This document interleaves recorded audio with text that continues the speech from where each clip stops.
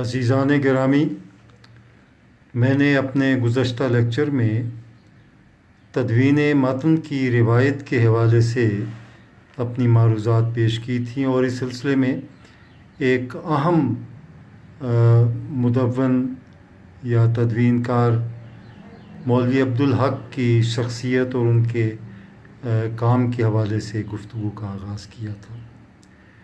اسی سلسلے میں آگے میں کچھ بیان کرتا ہوں مولوی عبدالحق کے حوالے سے۔ مولوی صاحب کی خدمات کا دائرہ خاصا وسیع ہے۔ ان کی ادبی زندگی کا آغاز علی گڑھ سے ہوا تھا، اور انہوں نے پروفیسر آرنلڈ کی قائم کردہ ایک انجمن تھی، اخوان الصفا، اس میں 2 مضامین پڑھے تھے۔ ان کے ابتدائی دور کے مضامین جو ہیں وہ نورس، رسالہ، محمڈن نیشنل میگزین اور رسالہ افسر اور معارف وغیرہ میں شائع ہوتے رہے۔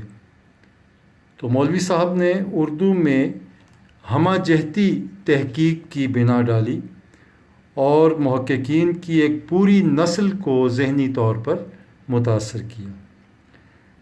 انہوں نے اردو کے بعض اہم تذکرے مرتب کیے اور ان پر مفید مقدمات سپرد قلم کیے۔ نکات الشعراء، تذکرہ ریختہ گویاں، مخزن نکات، چمنستان شعراء، گل عجائب، عقد ثریا، تذکرہ ہندی، ریاض الصفحاء اور مخزن الشعراء کو انہوں نے اس طرح اردو طبقے سے روشناس کروایا کہ ان کی تاریخی اور ادبی اہمیت واضح ہو گئی۔ یہاں یہ بات قابل غور ہے کہ مولوی عبدالحق نے ان تذکروں کا غائر مطالعہ کر کے شعراء کے سلسلے میں جو غلطیاں تھیں یا تسامحات تھے ان کی وضاحت بھی کی۔ ان تذکروں کی تدوین سے بعض مفید معلومات اور نئے تحقیقی گوشے ہمارے سامنے آئے۔ عبدالحق نے تذکرہ ریختہ گویاں میں فتح علی گردیزی کا میر کے نکات الشعراء سے موازنہ بھی کیا ہے۔ اسی طرح مخزن نکات میں قائم چاندپوری کی بعض غلط فہمیوں کا ازالہ بھی کیا ہے۔ اسی طرح اس میں انہوں نے سعدی دکنی کو قائم نے سعدی شیرازی سے خلط ملط کر دیا تھا، تو قائم کے نام کے بارے میں بھی مختلف ماخذوں سے بیانات اخذ کیے ہیں۔ گل عجائب کے مقدمے میں اسد علی خان تمنا کے حالات زندگی پہلی بار وہ سامنے لے کر آئے اور تفصیل کے ساتھ انہوں نے ان کا تذکرہ کیا ہے۔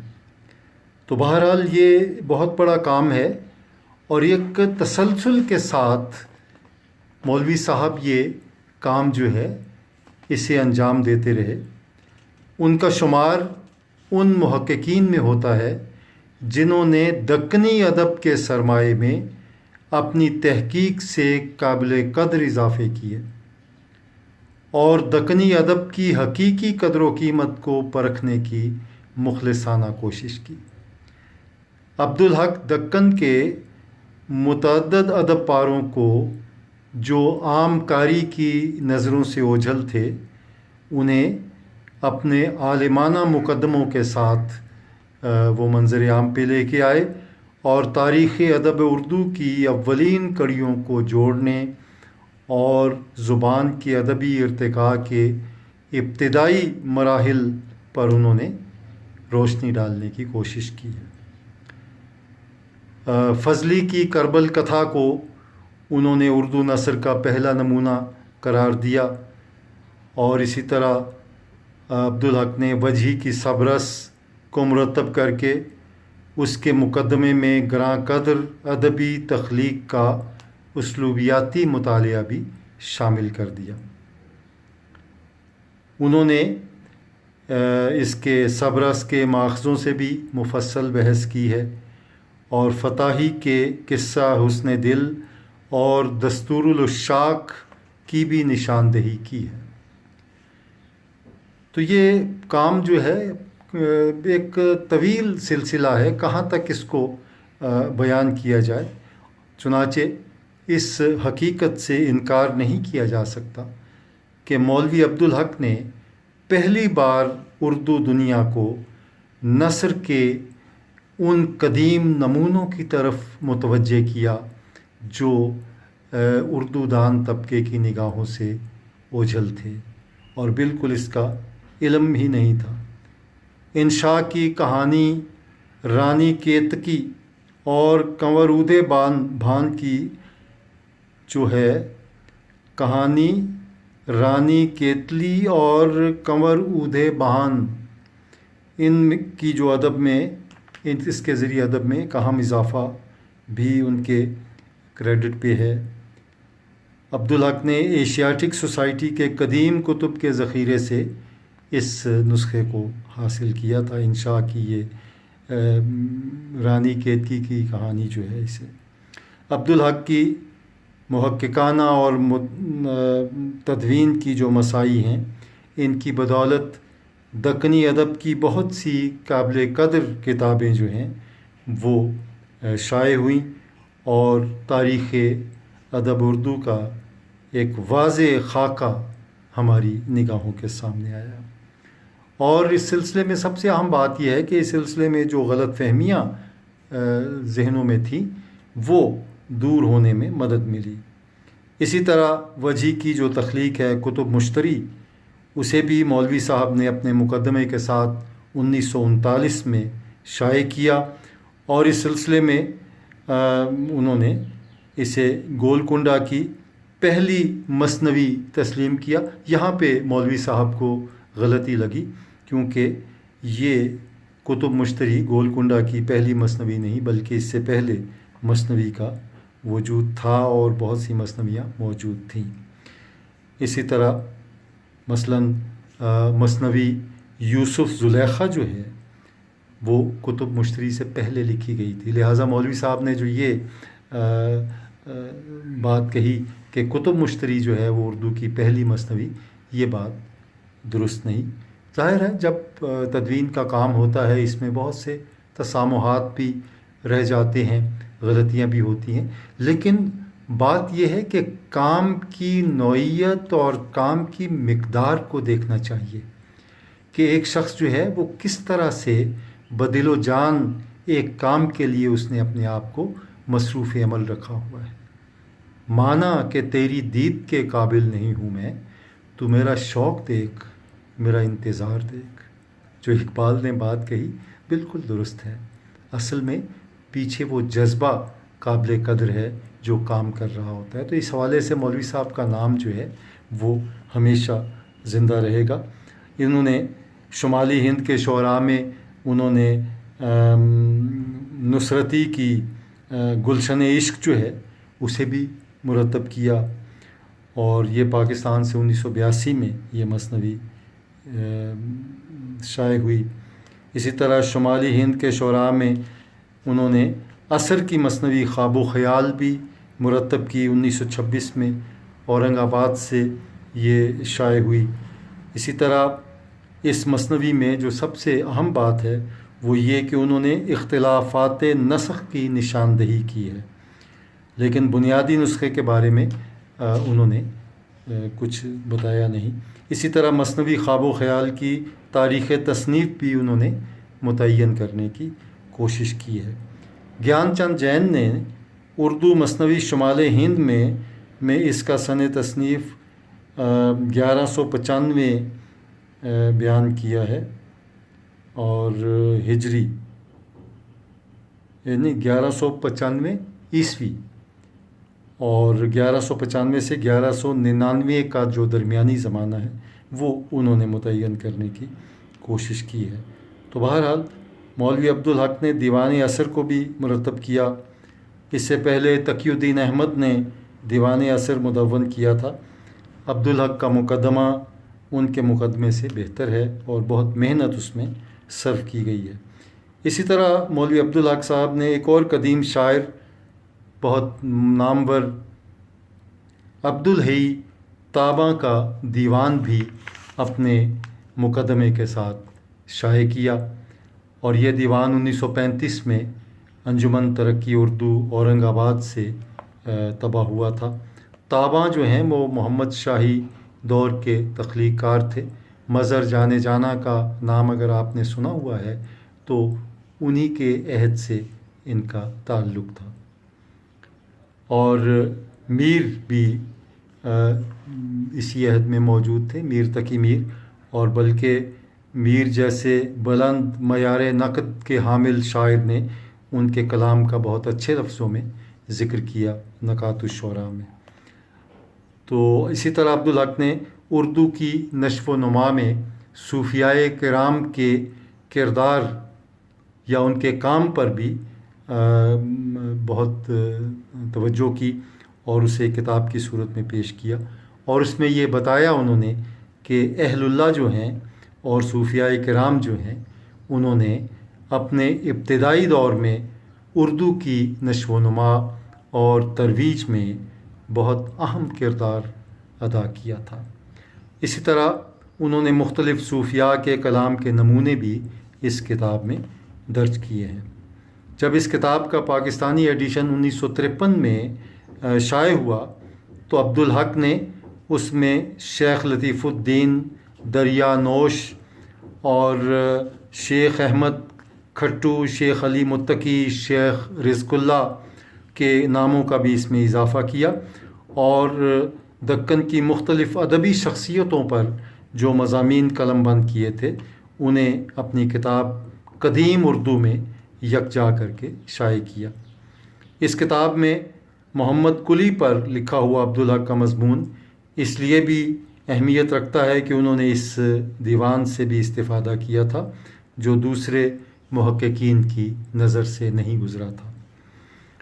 نصرتی کی پہلی بار انجمن ترقی اردو دہلی سے اشاعت ہوئی تھی، چنانچہ دکن کا ایک نہایت قداور ممتاز شاعر تھا نصرتی، اور اس کے فن پہ بے پناہ گرفت سے اس کی اہمیت کا اندازہ ہوتا ہے۔ اس کے وسیع لفظی خزانے، اظہار کے متنوع سانچے اور قدرت کلام جو ہے وہ قاری کو متاثر کرتی ہے، مرعوب کرتی ہے۔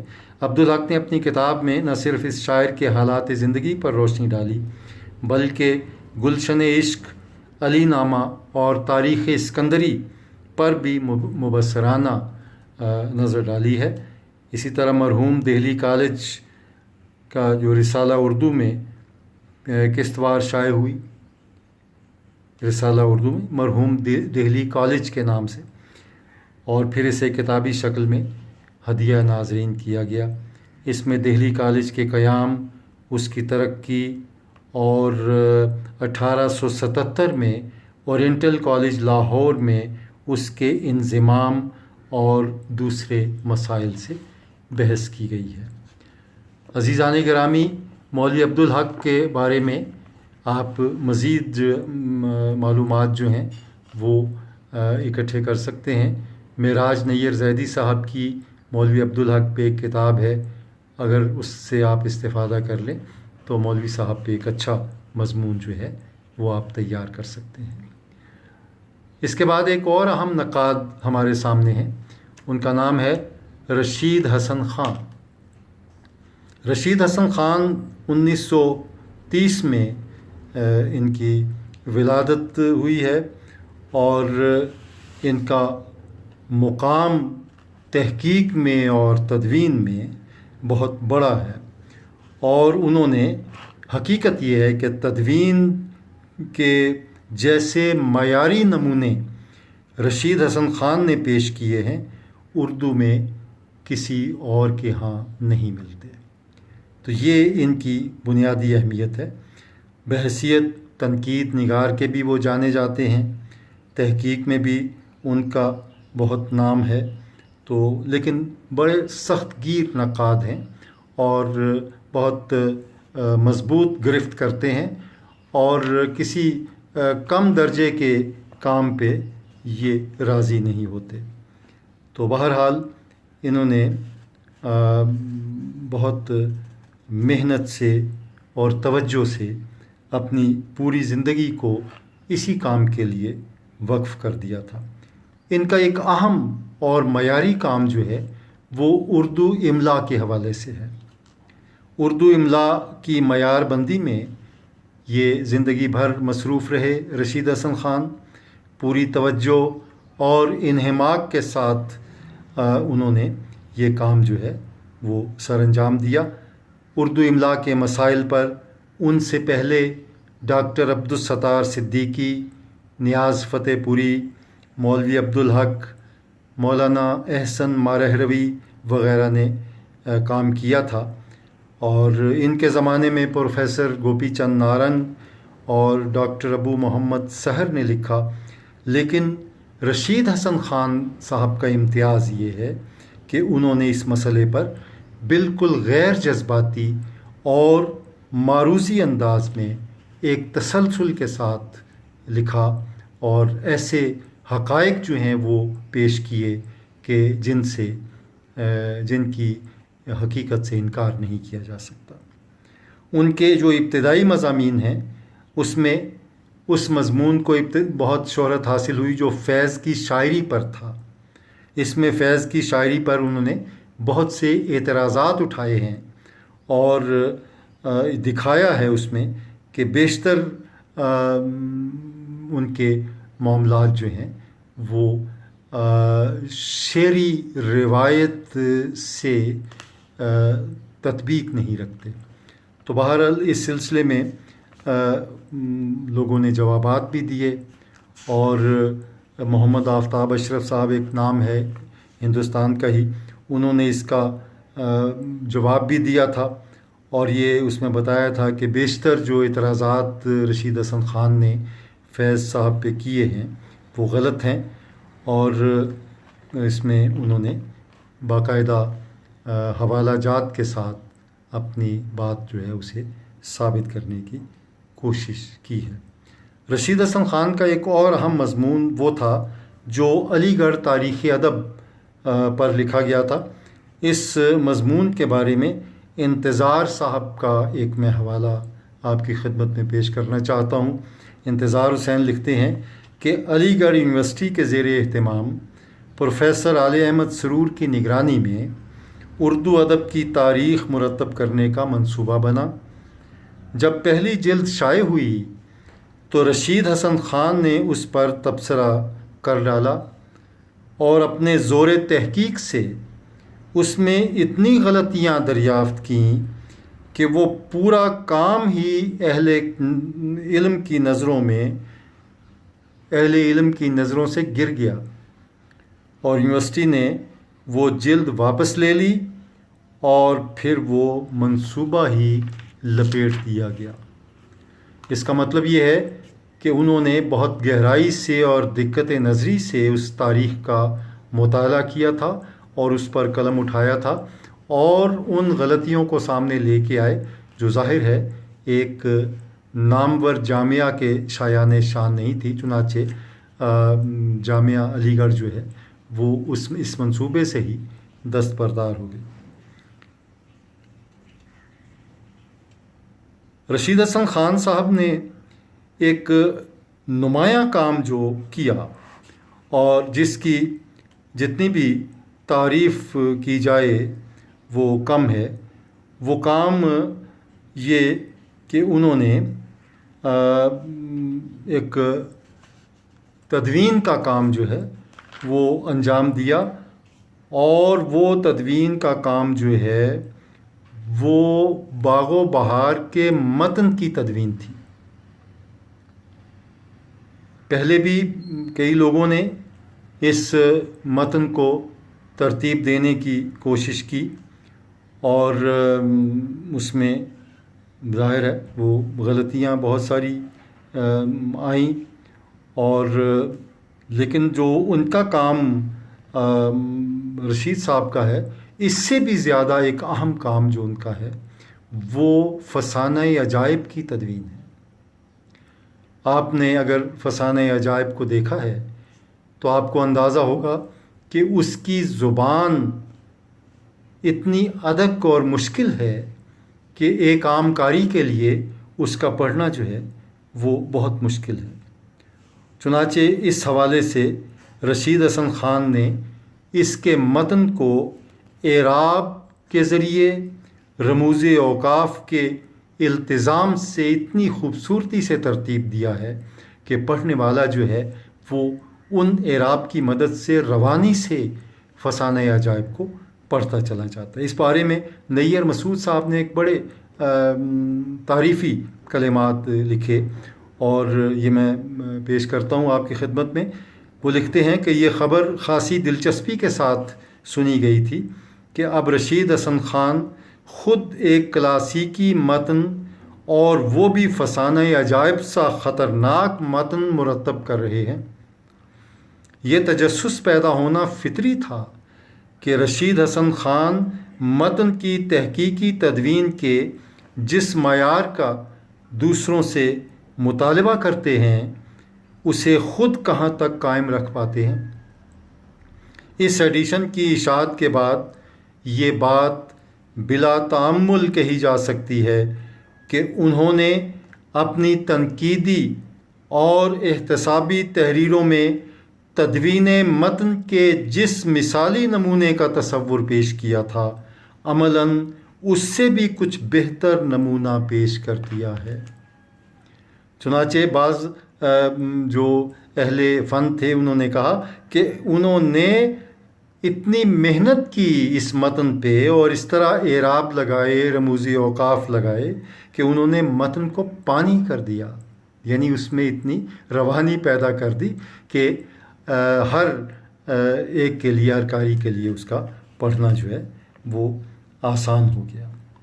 تو بہرحال اس کی متن کی جتنی بھی داد دی جائے وہ کام، ابھی میں نے ذکر کیا تھا باغ و بہار کا، باغ و بہار کا کام جو ہے وہ بھی ان کے کریڈٹ پہ ہے رشید حسن خان کے، اور اس متن کو بھی انہوں نے نہایت سلیقے سے مرتب کیا اور اسی احتیاط اور اعتماد اور بالغ نظری کا ثبوت دیا جو فسانہ عجائب کے متن کو ترتیب دیتے ہوئے انہوں نے کیا تھا۔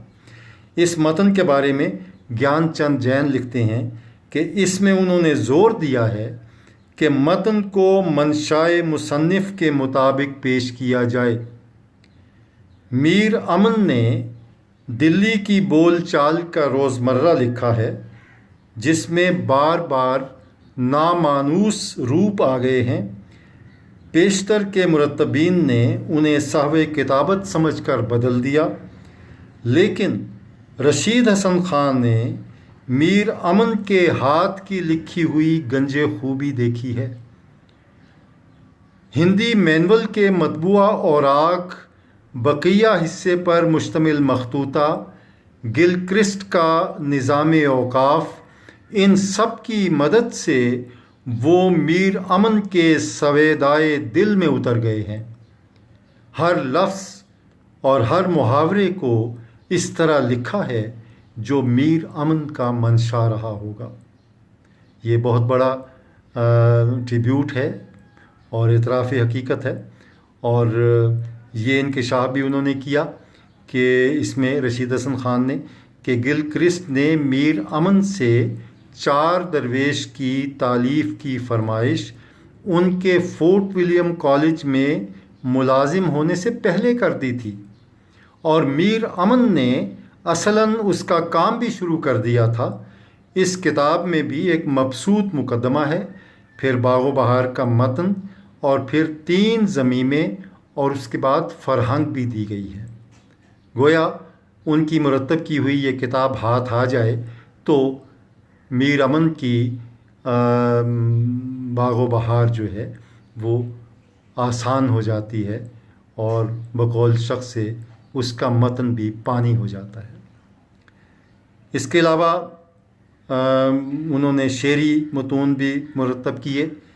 بہت طویل سلسلہ ہے ان کے کام کا، اور اس میں اختصار سے کام لیتے ہوئے میں عرض کروں گا کہ انہوں نے جو شعری متون مرتب کیے ان میں گلزار نسیم ہے اور سب سے اہم مثنوی دبستان لکھنؤ کی، اور اس سے فارغ ہوئے تو مثنویات شوق کی تدوین کی طرف توجہ کی۔ چنانچہ مثنویات شوق جو ہے اس میں خلیق انجم نے اس کے پیش لفظ میں لکھا اور درست لکھا کہ اصل میں یہ جو متنی تنقید کی جو اصطلاح ہے وہ خلیق انجم صاحب نے یہیں سے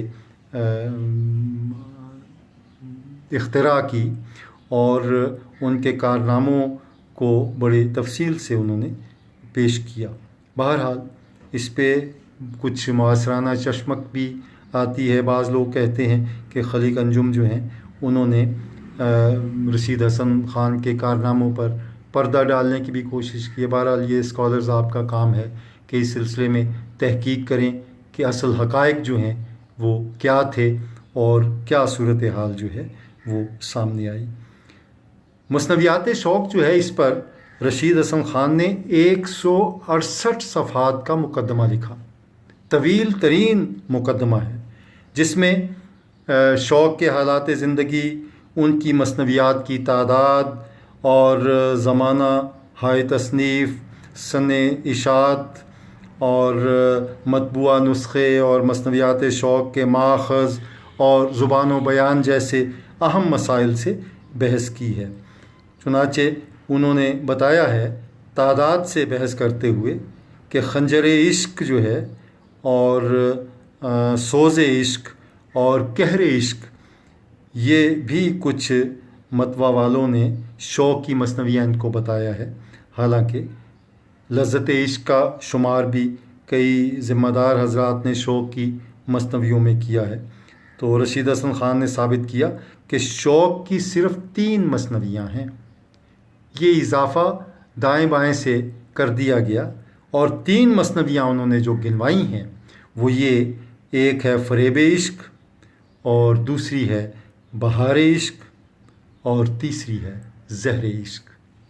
ان 3 مثنویوں کے علاوہ جتنی بھی مثنویوں کے نام لیے جاتے ہیں شوق کے نام کے ساتھ وہ الحاقی ہیں، اور ان کا شوق کی مثنویات سے کوئی تعلق نہیں۔ اس مقدمے کا سب سے اہم حصہ وہ حصہ ہے جس میں رشید حسن خان نے شوق کی مثنویوں پر پابندی کے سلسلے میں بحث کی ہے۔ اس سلسلے میں تمام روایتوں کا جائزہ لینے کے بعد وہ اس نتیجے پر پہنچتے ہیں کہ اس قصے پر مبنی کتاب کا قانون فحاشی کے تحت ممنوع الاشاعت قرار پایا جانا کسی ثبوت کے بغیر قابل قبول نہیں ہو سکتا۔ آپ کو یاد ہوگا کہ یہ وہی مثنویاں ہیں شوق کی جنہیں مولانا حالی نے سنڈاس کا ڈھیر قرار دیا، غلاظت کا ڈھیر، فحاشی، لیکن ظاہر ہے ان کا شمار ادب میں ہوتا ہے، اور رشید حسن خان جیسے مدون نے انہیں اگر تدوین کے زمرے میں لے کے آئے ہیں اور انہیں مدون کیا ہے تو اس سے اندازہ ہو سکتا ہے کہ ان مثنویوں کی کیا قدر و قیمت تھی۔ اور اس مقدمے کا جو 168 صفحوں پہ مشتمل ہے دوسرا حصہ جو ہے وہ تمہید کے عنوان سے شامل ہے۔ اس میں مثنویات شوق لکھنوی معاشرت کے آئینے میں کے عنوان سے ایوان اردو اپریل 1958 کے شمارے میں یہ حصہ جو ہے شائع ہوا تھا، اور اس پر نیر مسعود صاحب نے سخت رد عمل کا اظہار کیا تھا، اور ایک کھلا خط رشید حسن خان کے نام لکھا تھا، اور اس میں انہوں نے ان کے بیشتر جو معروضات تھے وہ درست تھے۔ بہرحال اس پہ کوئی بحث کیے بغیر اس کا کچھ حصہ میں آپ کی خدمت میں پیش کرنا چاہتا ہوں۔ نیر مسعود لکھتے ہیں، دیکھیے بھائی، میرا مقصد کسی کی دل آزاری نہیں تھا، ہو بھی نہیں سکتا۔ مجھے بے حد افسوس ہے کہ آپ کو تکلیف پہنچی ان کے اس تحریر سے جس پہ انہوں نے اعتراضات کیے۔ اگر اس کا ذرا بھر احتمال ہوتا تو یہ تحریر ہی وجود میں نہ آتی۔ میں اپنے مخلصین کے دل کو تکلیف پہنچانا گناہ سمجھتا ہوں۔ بڑے لوگ تھے، لہٰذا اپنے کسی رویے سے اور لفظوں سے کسی کی دل آزاری نہیں کرنا چاہتے تھے، تو انہوں نے واضح طور پہ ان سے معذرت بھی کی۔ تو بہرحال وہ ان میں اس پہ اعتراضات بھی انہوں نے کیے، اور وہ اعتراضات جو ہیں ان کو بھی آپ دیکھیے رشید حسن خان کے باب میں جب آپ پڑھیں گے تو یہ ساری چیزیں جو ہیں وہ آپ کے سامنے آ جائیں گی۔ رشید حسن خان کے حوالے سے اسی پر میں اکتفا کرتا ہوں۔ مزید چیزیں اگر آپ جاننا چاہیں تو ان کے حوالے سے لکھی گئی کتابیں، اور خاص طور پہ ان کی کتاب جو ہے ادبی تحقیق، اس کا مطالعہ ضرور کیجیے۔ اس میں بہت سی باتیں آپ ان کی تدوین کے حوالے سے اور تحقیق کے حوالے سے جان سکیں گے۔ انشاءاللہ اس موضوع پہ ہماری گفتگو جاری رہے گی۔ آئندہ ہم ڈاکٹر جمیل جالبی کے حوالے سے گفتگو کریں گے۔ خوش رہیے، اپنا خیال رکھیے، احتیاط کا دامن ہاتھ سے نہ چھوڑیے، اپنے اور اہل خانہ کا خیال رکھیے۔ اللہ حافظ۔